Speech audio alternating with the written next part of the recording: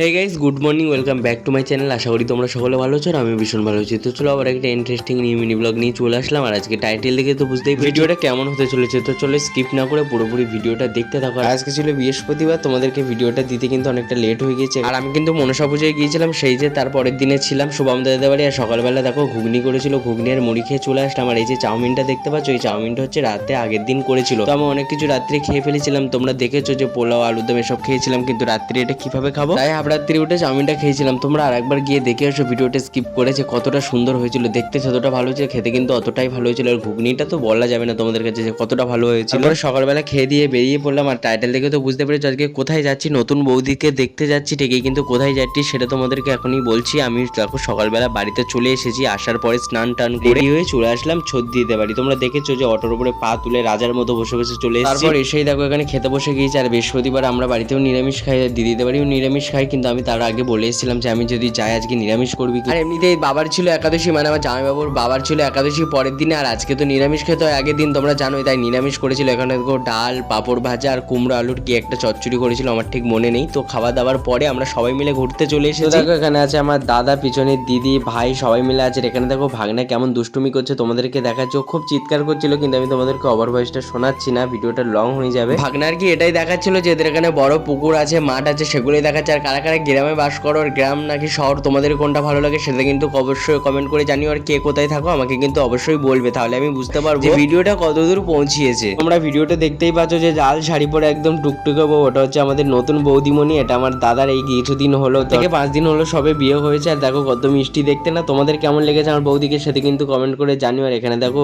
আস্তে আস্তেই গোমাতার সাথে দেখা হয়ে গেল রাস্তায়। তোমরা তো জানোই যে গোমাতা কাকে বলা হয়, গরুকে আমি বলছিলাম এটা হচ্ছে কৃষ্ণর সব থেকে প্রিয় জিনিস, সবসময় কৃষ্ণর সাথে থাকে, তাই জন্য আমি গোমাতা বলেই ডাকি। আর একটু আদর করে নিচ্ছিলাম। তার মাঝে আমার ভাগনাও খুব মানে বদমাইশি করছিল, দুষ্টুমি করছিল, বলছিল যে আমি আদর করবো, আমাকে বারবার ভিডিও করার সময় না ভীষণ ডিস্টার্ব করে। আর এখানে দেখো চলে আসলো ছবি তুলতে, বলে আমাকে মামা কিছুটা ছবি তুলে দাও, তাই আমি 4-5টা ছবি তুলে দিই। তারপর আবার কি ওর ছবি টবি তুলে আমরা চলে আসলাম আবার হাঁটতে। এখানে দেখো সব দিদি ছিল, আর একদিকে দিদির একটা যা ছিল, তো উনি খুবই মজা করছিল, মানে আমাদেরকে প্রচন্ড পরিমাণে হাসাচ্ছিল যে আমরা সবাই মিলে ঘুরতে, দাদা ভাই সবাই মিলে। উনি আর কি সবাইকে বলে না আর কি আসরটাকে জমিয়ে রাখে একজন, তো উনি আমাদের আসরটাকে জমিয়ে রাখছিল। তো তারপরে আমি একটা ফুল ছিঁড়ে নিয়েছি, আর ফুলটা ছিঁড়ে নিয়ে চলো কাকে দেওয়া যায়। তো দেখা যায় এখানে দেখো আমি নতুন বৌদিমণিকে ফুল দিয়ে দিচ্ছি, আর নতুন বৌদির হাত থেকে দেখো এখানে ভাগনা ফুলটা কেড়ে নিয়েছে। আর কেড়ে নিয়ে আমি কি ভাবলাম হয়তো খেলা করবে, ও খেলা করলো না, কানে দেখো গুজে নিয়েছে ফুলটা। কত সুন্দর মিষ্টি লাগছে, একদম মেয়ে মেয়ে লাগছে, কি মিষ্টি দেখাচ্ছে। এখানে দেখো আমরা সবাই মিলে এখানে দেখছিলাম পটল চাষ করেছে, চাষটা আর কি দিদি দেখাচ্ছিল সবাইকে। তো আমি তো তারপর ঘোরাঘুরি করে চলে আসলাম বাড়িতে। আর বাড়িতে এসে দেখো এখানে নাগিনের মতো সবাই ডান্স করছে, আর এখানে দর্শক সব বসে বসে দেখছে, জামাইবাবু বৌদিমণি সবাই বসে বসে দেখছে, তোমরা দেখতে পাচ্ছ। এখানে দেখো দিদি আর দিদির যা ডান্স করছে, এই জায়গাটাই মানে এত পরিমাণে মজা হয়েছিল তোমাদেরকে বলে বোঝানো যাবে না। এরকম কিছু কিছু মুমেন্ট ক্যামেরা বন্দি করে রাখা ভীষণই জরুরি। আমাদের কারা কারা এরকম করে, আমার তো এগুলো ভীষণ ভালো লাগে। এখানে দেখো সবাই মিলে মজা করছে, আর তার মধ্যে দেখো আমার ভাগনা কেমন ভাবে ডান্স করছে। ও যখন ডান্স করছিল কিন্তু ভালো দেখাচ্ছিল, আমি আরো স্পিড করে দিয়েছি না, এটা দেখেই মানে আমার ভিডিওটা এডিট করতে যাচ্ছি বারবার হেসে ফেলছি, মানে আমি ভয়েস ওভার দিতেই পারছি না। তো তারপর দেখো দিদির যা সরে গেল, মানে ওই দিদি ভাইটা সরে গিয়েছে,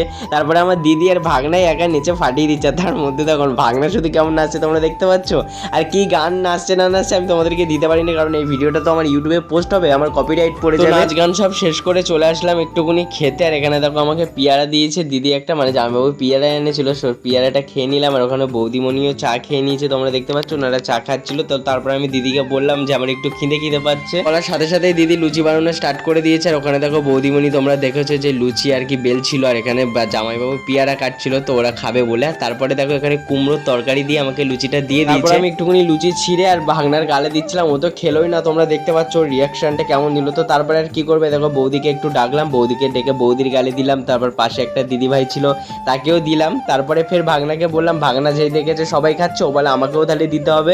তখন দিচ্ছিলাম, খেলো না, এত বদমাইশে, আবার এক্ষুনি বলে আমি খাবো। তো তারপর ওর গালে একটু দিলাম, তারপর বৌদি ছিঁড়ে আমার গালে একটু খাবিয়ে দিল। তারপরে বৌদি দিদি ভাইকেও খাবিয়ে দিল, তোমাদেরকে দেখাচ্ছে। আর বৌদি কিন্তু ভীষণ ভালো, তোমাদেরকে বলে বোঝাতে পারবো না, আমাকে তো খাবিয়ে দিচ্ছিল। তারপর সেই দেখেছে ভাগনা যে আমাকে বৌদি খাবিয়ে দিচ্ছে, ও সঙ্গে সঙ্গে আমাকে আবার একটু গালে দিল খাবিয়ে। তো দেখো এই খাওয়া দাওয়া করতে করতে আমার কখন তরকারিটা শেষ হয়ে গেল, আর আমি ডাল নিয়ে বসে পড়লাম। নেক্সট ব্লগে দেখা হবে, সাবস্ক্রাইব এন্ড ফলো করে নিও। বা